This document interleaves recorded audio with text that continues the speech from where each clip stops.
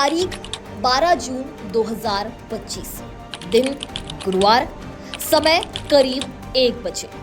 एक शांत दोपहर थी और अहमदाबाद के सरदार वल्लभ भाई पटेल इंटरनेशनल एयरपोर्ट से एयर इंडिया के विमान ने लंदन जाने के लिए टेक ऑफ किया। और तभी टेक ऑफ के कुछ ही सेकंड बाद एक ऐसा विस्फोट हुआ जिसकी किसी ने कल्पना भी नहीं की थी। हर तरफ धुआं, सड़कों पर पड़े लोग और तबाही का खौफनाक मंजर। एयर इंडिया विमान हादसे ने पूरे देश को झकझोर कर रख दिया है। ऐसे में सवाल उठता है कि अहमदाबाद प्लेन क्रैश साजिश है या हादसा? क्या प्लेन में कोई ब्लास्ट हुआ था? ये सवाल हर किसी के जहन में उठने लगे हैं।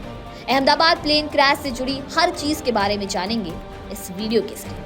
अहमदाबाद में एयर इंडिया का Boeing 787/8 Dreamliner plane take off के कुछ ही सेकंड बाद क्रैश हो गया। इस विमान में 242 लोग सवार थे, जिसमें 230 यात्री और 12 चालक दल के सदस्य शामिल हैं। यह दुर्घटना दोपहर करीब 1 बजे हुई, जब विमान रनवे से उड़ा और तुरंत बाद धुएं का गुबार उठता दिखा। अहमदाबाद के रिहायशी एरिया में यह विमान गिरा, जिससे चारों तरफ अफरा तफरी मच गई। अहमदाबाद की सड़कों पर एम्बुलेंस गाड़ियां दौड़ने लगी। चारों तरफ धुआं और धुआं ही दिखाई दे रहा था। शुरुआती जांच में विमान ने टेक ऑफ के 51 सेकंड बाद रडार से संपर्क खो दिया। जानकारी के अनुसार विमान ने सामान्य उड़ान प्रक्रिया का पालन किया, लेकिन अचानक ऊंचाई खो दी और मेघानी नगर के पास क्रैश हो गया। प्रत्यक्षदर्शियों ने बताया कि विमान के जमीन पर गिरते ही जोरदार विस्फोट हुआ, जिससे आग और काला धुआं फैल गया। अहमदाबाद के फायर ऑफिसर जयेश खड़िया ने कहा, विमान में आग लग गई थी और 7 फायर टेंडर मौके पर भेजे गए। बचाव कार्य में दर्जनों एम्बुलेंस और आपातकालीन टीमें तैनात की गई, लेकिन अभी तक हताहतों की संख्या पर कोई आधिकारिक बयान नहीं आया है।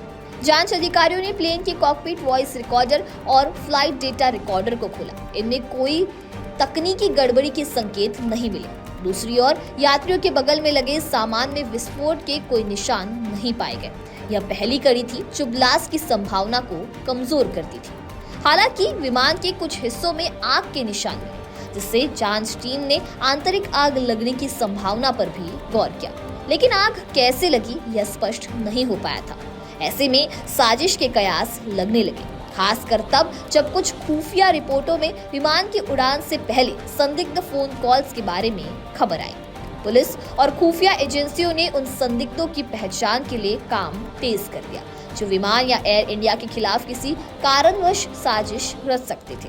इस दौरान एक संदिग्ध को गिरफ्तार भी किया गया, जो विमान के रनवे के पास पाया गया था, लेकिन उसकी गिरफ्तारी से भी कोई ठोस सबूत नहीं मिल सके।